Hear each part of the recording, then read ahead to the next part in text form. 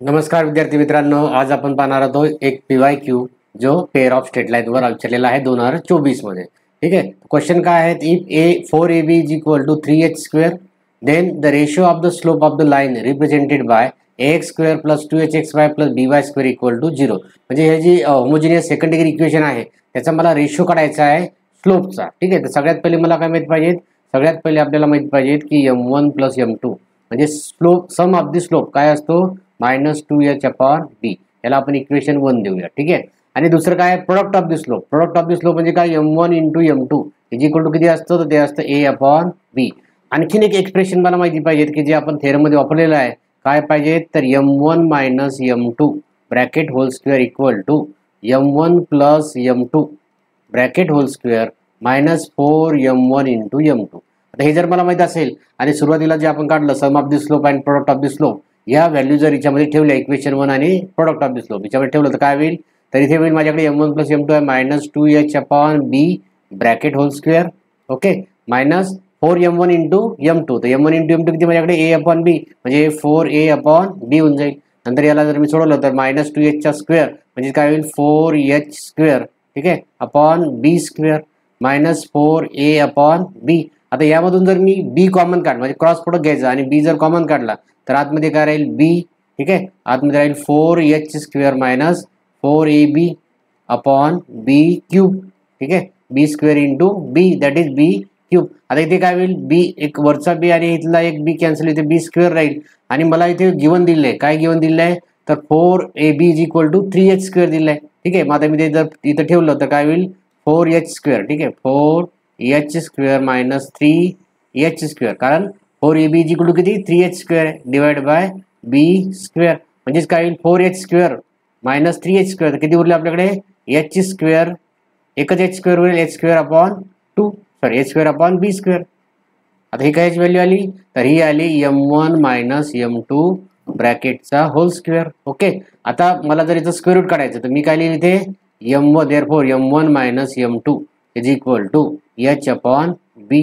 ठीक आहे. h upon b हे झालं इक्वेशन 2. आता इक्वेशन 1 आपलं काय आलं होतं? इक्वेशन 1 आलं होतं आपल्याकडे m1 plus m2 is equal to -2h upon b जे आपण त्याचा स्लोप लिहिला होता. आता इक्वेशन 1 अँड 2 जर आपण सोडवलं देअरफॉर. ठीक आहे. Therefore solving equation 1 and 2. ठीक आहे. इक्वेशन 1 अँड 2 जर मी सोडलं इथे इक्वेशन 1 काय होतं? m1 plus m2 is equal to -2h upon b आणि इक्वेशन 2 आहे m1 minus m2 is equal to h upon b.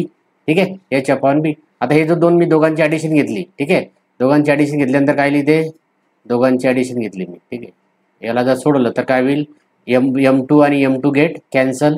m1 plus m1 काय होईल? 2m1 is equal to -2h upon b म्हणजे इथे काय होईल? -2h upon b plus h upon b आहे.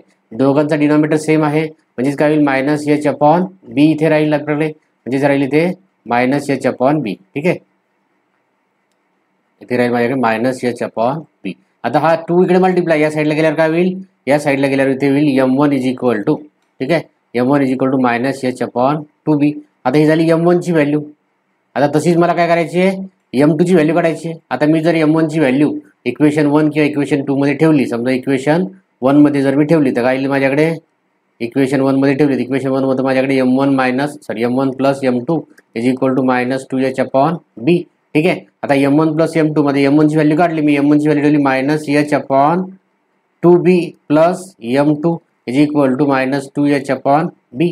याला जर मी सोडवलं तर काय होईल? m2 इज इक्वल टू हा मायनस आहे त्या साईडला गेल्यानंतर काय होऊन जाईल?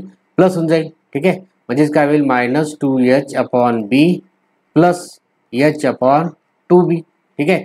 आता h अपॉन 2b झालं. याचा जर मी क्रॉस प्रोडक्ट घेतला म्हणजे m2 इज इक्वल टू काय होईल माझ्याकडे? दोघांना जर मी 2 ने मल्टिप्लाय केलं म्हणजे काय होईल?